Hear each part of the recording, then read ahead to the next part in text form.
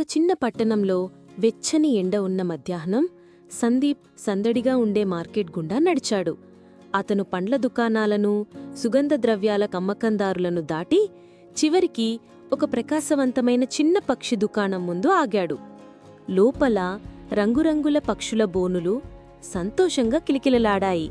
ఒకటి తప్ప, ఒక అందమైన ఆకుపచ్చ చిలుక ప్రశాంతంగా కూర్చుని అందరినీ పదునైన కళ్లతో చూస్తోంది.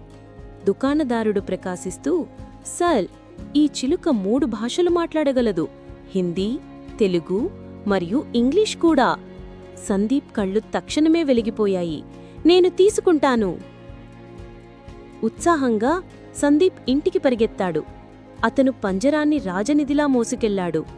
అతను హాయిగా ఉన్న గదిలోకి అడుగు పెట్టగానే అతను ఇలా ప్రకటించాడు, "నేను ఇంటికి వచ్చినప్పుడు ఈ పక్షి ప్రతిరోజూ నన్ను పలకరిస్తుంది."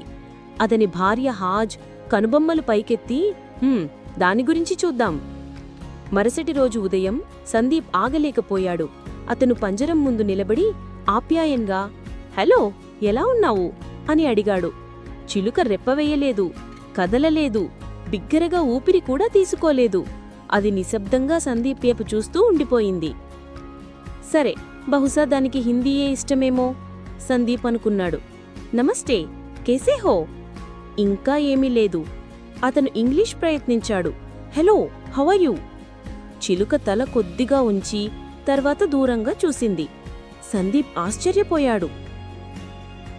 రోజులు గడిచాయి, ఇంకా శబ్దం రాలేదు.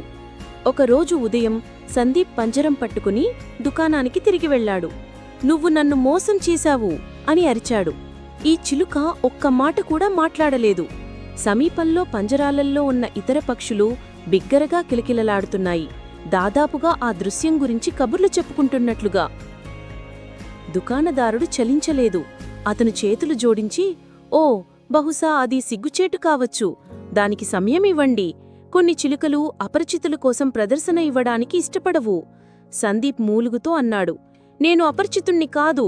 నేను ప్రతిరోజూ దానికి ఆహారం పెడతాను." ఇంటికి వెళ్లేటప్పుడు సందీప్ తన స్కూటర్ను నెమ్మదిగా నడుపుతూ పనికిరాని పక్షులు అని ఊపిరి పీల్చుకున్నాడు. అకస్మాత్తుగా స్కూటర్ వెనక నుండి స్పష్టమైన స్వరం, "నువ్వు అరవడం అయిపోయిందా? నేను ప్రశాంతతను ఆస్వాదిస్తున్నాను." సందీప్ కళ్ళు చాలా పెద్దవయ్యాయి. అతను దాదాపుగా ఒక మలుపు కూడా మిస్ అయ్యాడు. అతను స్కూటర్ ఆపేసి చిలుకవైపు చూసి పగలబడి నవ్వాడు. చిలుక మాట్లాడగలదు, అది మాట్లాడకూడదని నిర్ణయించుకుంది.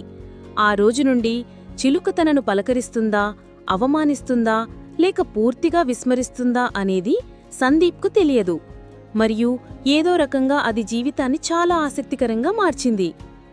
కొన్నిసార్లు నిశ్శబ్దమే అత్యంత హాస్యాస్పదమైన సమాధానం.